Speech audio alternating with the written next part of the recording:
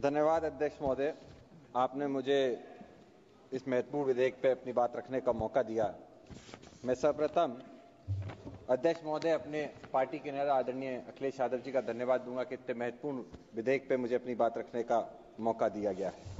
अध्यक्ष महोदय, माननीय अध्यक्ष जी, ये विधेयक देश के संपत्ति से खास, जैसा आपने देखा होगा, एक समूह को कहीं ना कहीं फायदा पहुंचाने के लिए बनाया जा रहा है। मेरा मानना है कि इस विधेयक के जरिए कहीं ना कहीं वो सारी नीतियां जो छोटे हमारे ट्रांसपोर्टर्स होते थे उनको दबाने का इस विधेयक के जरिए प्रयास किया जा रहा है। हमने पूर्व में भी देखा है कि किस तरीके से 2021 का जो बंदरगाह विधेयक था उसको लाया गया और गुजरात के अंदर जो एक कंपनी है उसी को सीधे तौर पे इसका फायदा देने के लिए वो विधेयक 2021 में लाया गया था। इसी तरीके से आज 2025 के अंदर जो आज ये विधेयक आया है, कहीं ना कहीं ये विधेयक भी राज्य के अंदर जो छोटे ऑपरेटर हैं उनको दबाने का काम करेगा। ये विकास नहीं, ये एकाधिकार का विस्तार है। अध्यक्ष महोदय, इस विधेयक के जरिए कहीं ना कहीं मोनोपोली का भी संभावना दिखाई देती है।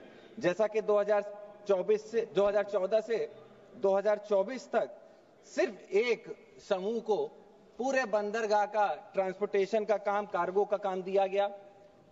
उसका परिणाम यह था कि जहां पे 14 बंदरगाह एक ही समूह के पास देश भर के आते हैं। अभी हमसे पूर्व में वक्ता अपनी बात जब रख रहे थे तो इस बात को उन्होंने कहा कि हमारे देश के बंदरगाह टॉप नंबर पे आते हैं। मैं पूछना चाहूंगा, इन बंदरगाहों में से कौन सा बंदरगाह ऐसा है जो सरकार के नियंत्रण में आता है?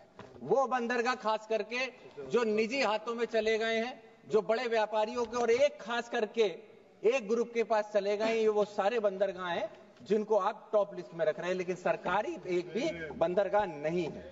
साथ ही साथ निजीकरण की तरफ बढ़ते हुए जिस तरीके से शिपिंग को, पोर्ट को ले जाया जा रहा है, हमने देखा है कि किस तरीके से आप लोगों ने जो कर का शेयर था, जो कभी 54% हुआ करता था, उसको घटाकर आज 45% पे लाया गया है। इससे सरकार को हजारों करोड़ का नुकसान हो रहा है, लेकिन फायदा सिर्फ एक पूंजीपति को दिया जा रहा है।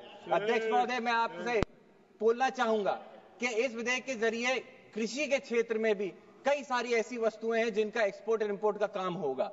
इसके जरिए कहीं ना कहीं वो एक पूंजीपति या वो एक व्यक्ति या ये प्राइवेट सेक्टर के लोग जो इन पोर्ट्स को चलाएंगे, वो अपने मन मांगने दामों पे इन सारी उपज को बेचने का काम करेंगे। इससे किसान का कोई फायदा नहीं होगा, पूंजीपतियों का फायदा होगा।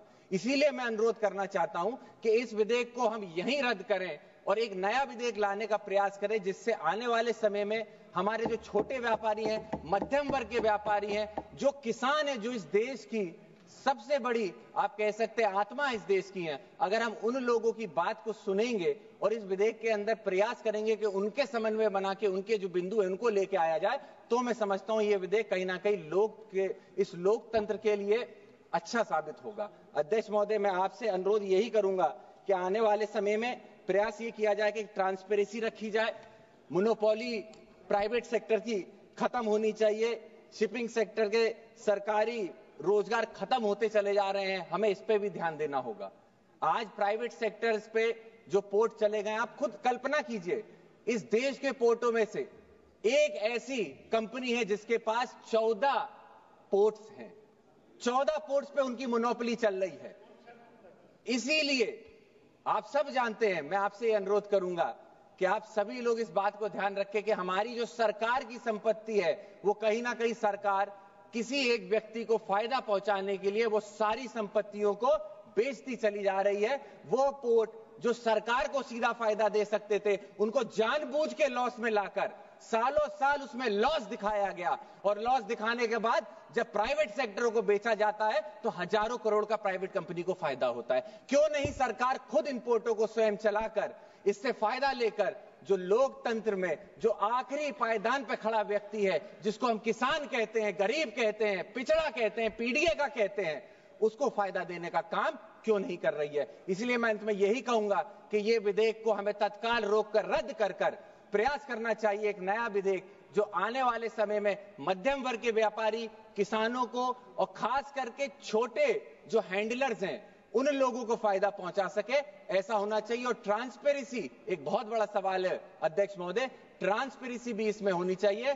मैं आपका धन्यवाद देता हूं, आपने मुझे अपनी बात रखने का मौका दिया, और पार्टी से भी अपने नेता का बहुत बहुत धन्यवाद और बहुत बहुत आभार।